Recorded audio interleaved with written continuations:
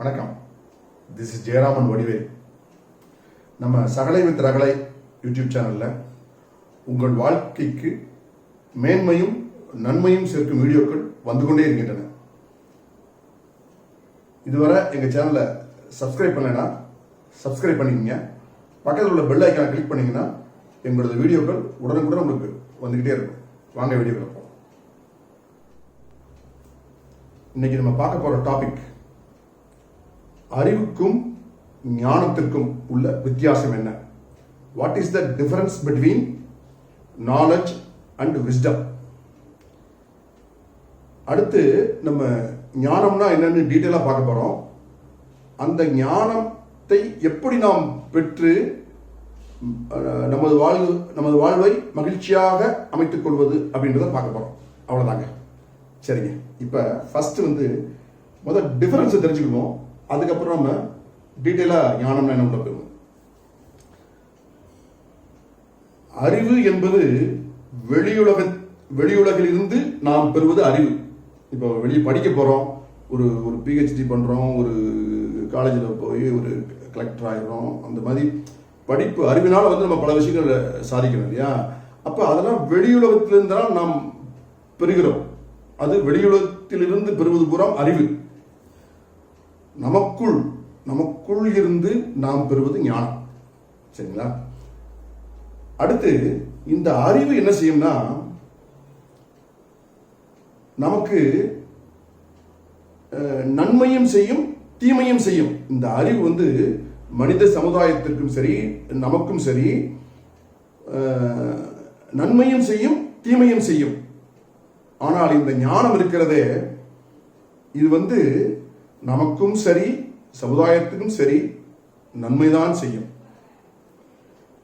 இந்த அறிவு இருக்கிறதே, இந்த அறிவு நமக்கு இன்பத்தையும் கொடுக்கும் துன்பத்தையும் கொடுக்கும். ஆனால் இந்த ஞானம் இருக்கிறதே, நமக்கும் இன்பத்தை கொடுக்கும், நம்மை சுற்றியவர்களுக்கும் இன்பத்தை கொடுக்கும், இந்த சமுதாயத்திற்கும் இன்பத்தை கொடுக்கும். இதுதாங்க சிம்பிள். சரி, ஓகே. இப்ப ஒரு 3 உதாரணம் பார்க்க போறாங்க. அதுல நம்ம அறிவு ஞானம் ரெண்டோட வேலை என்னன்றது தெரிஞ்சிடும். சரிங்க. இப்ப ஃபர்ஸ்ட் உதாரணம் பார்ப்போம். இப்ப நம்ம நல்லா படிச்சிட்டோம், நல்ல ஒரு வேலை கிடைச்சிருது, நல்ல அறிவு கெயின் பண்ணி நல்ல வேலை கிடைச்சிருது. அதே மாதிரி ஒரு பிசினஸ் மேன் நல்லா பிசினஸ் நுணுக்கங்கள்லாம் தெரிஞ்சுட்டு அதிலேயே எல்லாம் ஊறி வர்றாரு. உலக அந்த அறிவுகள், பிசினஸ் பற்றிய அறிவுகள்லாம் தெரிஞ்சுக்கிட்டு நல்ல ஒரு பிசினஸ் மேன், சூப்பராக நடக்குது, பிசினஸ் நடக்குது, அல்லது ஒரு நல்ல ஒரு பெரிய பதவியில் இருக்கான்னு வச்சுங்களேன். அப்போ அவங்களுக்கு சில பேர் என்ன செய்வாங்கன்னா, அந்த பிசினஸையோ அல்லது அந்த பெரிய பதவியோ நம்ம உடம்பை நம்ம கவனிச்சுக்கிட்டு அதில் முன்னேற்றம் இருந்தால் பரவாயில்ல.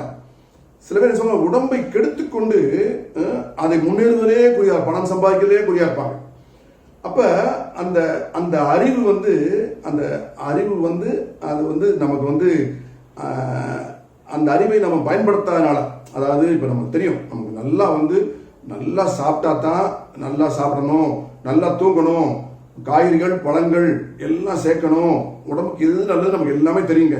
ஆனா நம்ம என்ன செய்வோம், அந்த பிசினஸ் கவனிக்கும் போதோ அல்லது அந்த ஒரு பதவியிலிருந்து நம்ம முன்னேறி கொண்டிருக்கும் போதோ உடம்பு ஆரோக்கியம் என்பதை மறந்துவிட்டு முன்னேறுவதே குறியாக இருந்து இந்த ஆரோக்கியமாக உணவுகளையும் நல்ல தூக்கத்தை கட்டு சில பேர் முன்னுக்கு வருவாங்க. அந்த மாதிரி அந்த இது லேக் ஆகுங்க. அதான் அந்த அறிவு அந்த அறிவை யூஸ் பண்ணும் போதுதான் நமக்கு ஒரு ஞானம் பிறக்குது. அப்ப அந்த அறிவை யூஸ் பண்ண அறிவு வெளியே கிடைச்சிருது.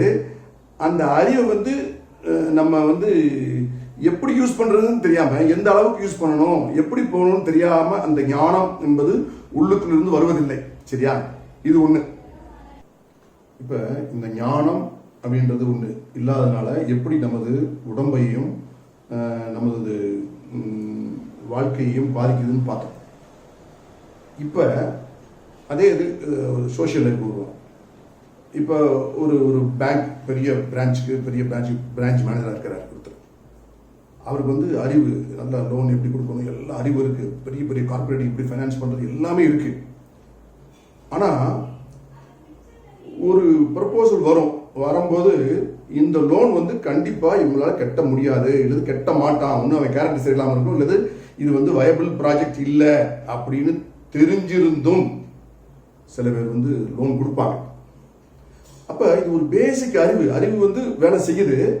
பட் ஆனால் இந்த லோன் கொடுத்தா கண்டிப்பாக ஃபெயில் ஆகுது. ஒன்று அறியாமையினால அவங்க வந்து லோனை கொடுத்துருவாங்க, இல்லை சுயநலத்துக்காக ஒரு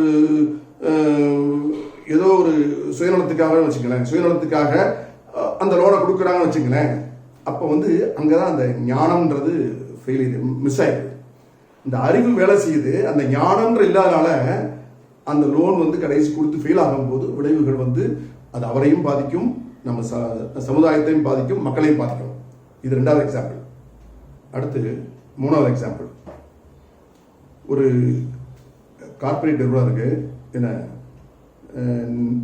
நிறைய கம்பெனிகள் வந்து நல்ல உணவுப் பொருட்களை, அதாவது நல்ல தரமாக தயாரித்து மக்களுக்கு கொடுக்குற அந்த கார்பரேட் கம்பெனி இருக்கு.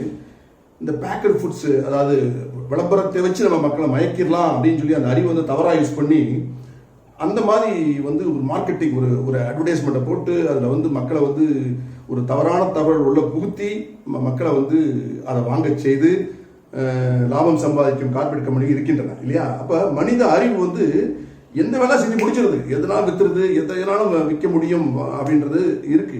பட் அதே நேரத்தில் அது வந்து நாளை வந்து நம்மளையும் அது பாதிக்கும். நம்மளும் ஒரு கன்சியூமர் தான். நாளைக்கு நம்ம ஒரு ப்ராடக்ட், நாளைக்கு வேற ஒரு ப்ராடக்ட், வேற ஒரு கம்பெனியோட ப்ராடக்ட் நம்ம பிள்ளைகளை தாக்குன்றதை நினைக்காம அதை வந்து தயாரிச்சிடறாங்க. அப்போ அந்த ஞானம், அதான் அந்த வந்து ஒரே பொருளை தான் 2 பேரும் தயாரிக்கிறாங்க. அவன் நல்ல முறையில் தயாரிச்சு கொடுக்குறாங்க, அவன் ஞானத்தோட ஞானம் இருக்கு, அப்போ நல்ல பொருள் தயாரிச்சு கொடுக்குறாங்க. அதே தான் மனிதர்களும் அதே மாதிரி தான். மனிதர்கள் அவன் தான் நல்ல பொருட்களை வாங்கி விரும்பி விரும்பி சாப்பிடுறவர்கள் வந்து ஞானம் உள்ளவர்கள். ஏன்னா மட்டமான பொருட்களை வாங்கி வாங்கி சாப்பிட்டால் அது உடம்புக்கு கேடு விளைக்கும் என்று தெரிந்தும் அந்த ஞானம் இல்லாமல் அதை சாப்பிடுவர்கள் எத்தனையோ பேர் இருக்கிறார்கள். அது வந்து அதான் வந்து அங்கே வந்து ஞானம் மிஸ் ஆகிறது. இது ஒரு எக்ஸாம்பிள். இந்த 3 எக்ஸாம்பிளையுமே அந்த ஞானம்ன்றது உள்ளிருந்து வந்துருக்கணும் நமக்கு இல்லையா? அப்போ உள்ளிருந்து வருவதுதான் ஞானம் பார்த்தோம். அந்த உள்ளிருந்து வர்றது ஞானம் எப்படிங்க வரணும்? இது எப்படி மூலம் வரும்? ஒன்று நம்ம மனசாட்சி உள்ளிருந்து வரும், சொல்லும் இது தப்பு, இதை சாப்பிடாத, இந்த காரியத்தை செய்யாதன்னு சொல்லியிருக்கணும், சரியா? இன்ஸ்டிக்ட், உள்ளுணர்வு, சிலது மனசாட்சி உணர்வு, உள்ளுணர்வு வந்து இது ஏதோ தப்பு இருக்கே அப்படின்ற மாதிரி ஒரு உள்ளுணர்வு சொல்லும். அப்போ சில பேர் நம்ம என்ன செய்வோம்? ஒன்று மனசாட்சி வேலை செய்யாமல், மனசாட்சியோ இல்லை உள்ளுணர்வோ வேலை செய்யாமல் இருக்கணும்.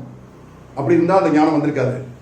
இல்லை அந்த உள்ளுணர்வு சொல்லி மனசாட்சின்னு சொன்னதுக்கு அப்புறமும் நம்ம அந்த தப்பு செஞ்சோம்னா அது வந்து அந்த ஞானம் வந்து நமக்கு யூஸ் பண்ண தெரியல, அவ்வளோதான்.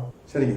அப்போ அந்த மனசாட்சியும் உள்ளுணர்வும் கரெக்டாக வேலை செஞ்சிச்சுனாலோ இல்லை அது சொல்லும் போது நம்ம கேட்டுக்கிட்டாலோ நமக்கு வந்து ஞானம் கிடைச்சிடும், எல்லாமே பெர்ஃபெக்டாக மாறிடுங்க. சரி, இது எப்படிங்க சரி பண்ணுறது? இது ஒன்றும் இல்லைங்க. அதாவது நம்ம அமைதியாக உட்கார்ந்து சிந்திக்கும், எதுவுமே சிந்திச்சோம்னா நம்ம வந்து கரெக்டாக பண்ணிடுவோம். நம்ம இந்த பரபரப்பான உலகத்தில் நமக்கு சிந்திக்கிறதுக்கே நேரம் கிடையாது. சிந்திக்கிறதா என்னங்க? அதாவது ஒன்றுமே இல்லைங்க, மனசுக்கு ரெஸ்ட் கொடுக்குறதாங்க, அவ்வளோதாங்க.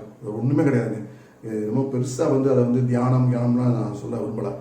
மனசுக்கு, உடம்புக்கு எப்படி ரெஸ்ட், தூக்கம் அந்த மாதிரி கொடுக்குறோமோ மனசுக்கு ரெஸ்ட். அதை வந்து இடைவிடாமல் எங்கள் மனசை அப்பப்போ ஒரு கொஞ்ச நேரம் அப்படி ஆஃப் பண்ணி அப்படியே அமைதியான நிலைமையில் உட்காந்துருந்தோம்னா அது பேர் தாங்க தியானம். இது வந்து தியானம்னா என்னமோ பெருசாக வந்து என்னமோ துறவரம் அந்த ரேஞ்சுக்கு வந்து இப்போ வந்து பேசப்படுது. அது ஒன்றுமே கிடையாது.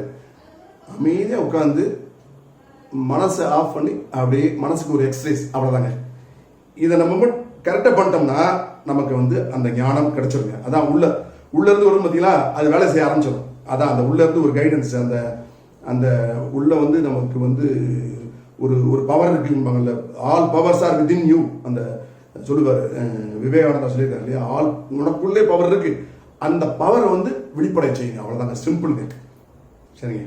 இப்போ வந்து ஞானத்தை, அதாவது விஸ்டம் எப்படி பெறுவது அப்படின்றத பார்த்துட்டோம். அப்ப இது வந்து என்ன தெரியுது, அறிவு மட்டும் இருந்தால் அது நன்மையும் செய்கிறது தீமையும் செய்கிறது, நமக்கு இன்பத்தையும் கொடுக்குறது துன்பத்தையும் கொடுக்குது.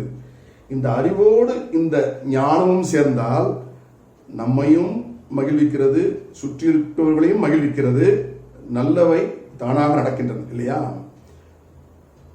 அப்ப இந்த அறிவும் ஞானமும் சேர்ந்தால் சூப்பரா இருக்குங்க.